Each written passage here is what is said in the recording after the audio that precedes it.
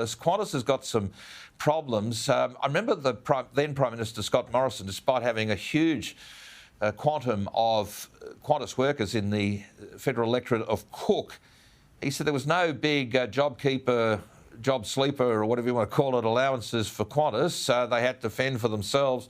We're now finding out how much it's all cost. The whole coronavirus episode really has hit Qantas financially for six.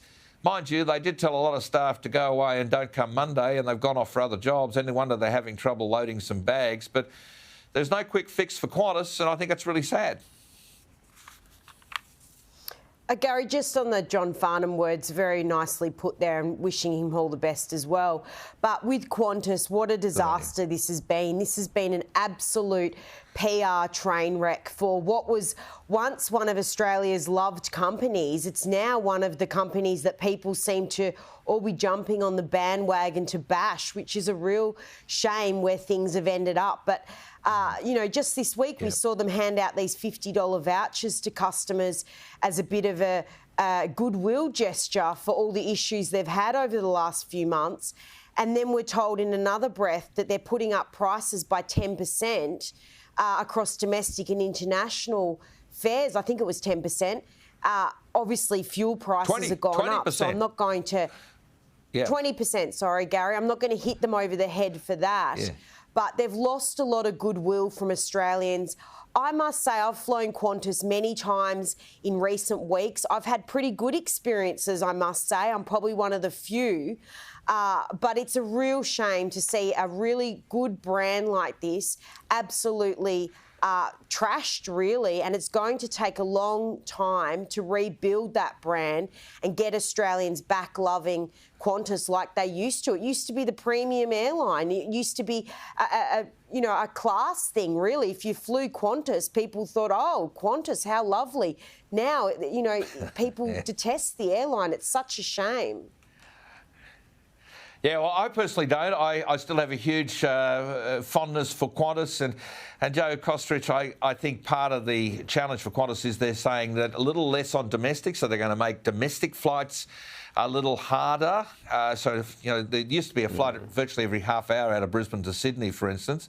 So heaven knows what happens to Perth. Maybe you'll get jumbos or something over there constantly. Heaven knows, I don't know. But they've increased the focus back onto international flights. And then when you hear that, you know, Queensland tourist islands, Keswick Island and a whole bunch of other islands that have been owned by various people, including some Chinese companies over the years, you know, they're not attractive places. This is not good for Australia's domestic tourism if getting around our country is going to get, well, just a little bit more sticky, harder. Oh, look, I think it's exactly right, Gary. And look, I think Qantas, like a lot of companies, it can take a fair bit of time to build up a reputation, and unfortunately it doesn't take very long to diminish or trash your reputation. I've got to fly interstate in a few weeks, and I was trying to book with Qantas early, and I finally managed to do it. But even trying to book through the app was actually quite difficult. It sent me around in circles 3 times, wow. So they've got a little bit of work to do. In contrast, I had an experience with Air New Zealand. We were in New Zealand a few weeks ago, and they took off on time, they landed on time, the baggage arrived with us. You know, I've got to give them their dues. In terms of internal tourism, I mean, 2 issues. Number one is the airfares, and I think Qantas is sort of deliberately trying to get people to use Jetstar for those trips. But also, again, you know, the amount of government red tape that a lot of these tourist operators have to contend with also makes them a more expensive proposition. And, you know, I think it's fair to say that there's not many people internationally who are going to be queuing up to come to Australia. I think it has...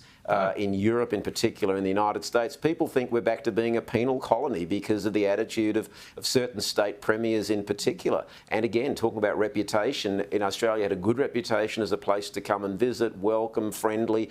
You know, now we've still got WA and Victoria, and I'm not sure whether other states are still in a state of emergency. A state of emergency. The CDC in the United States a couple of weeks ago very quietly have said that the unvaccinated and the vaccinated should not be treated any differently.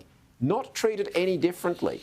And yet in Queensland, I see teachers are being penalised financially for being unvaccinated, and in WA, you know, the police are also being harangued. So to get back to the point of tourism, though, currently there's not a lot to offer tourists, and domestically, I think people are saying, I haven't been out of the place for a couple of years. I actually want to go and visit my family from, you know, where I might have come from. I want to see some sites maybe while I still can. And by the way, often it's going to be a little bit cheaper. So Qantas have got their work to do, but I think state governments in particular need to do a lot more to undo the damage, and significant damage that they have done to the entire tourism and hospitality sector.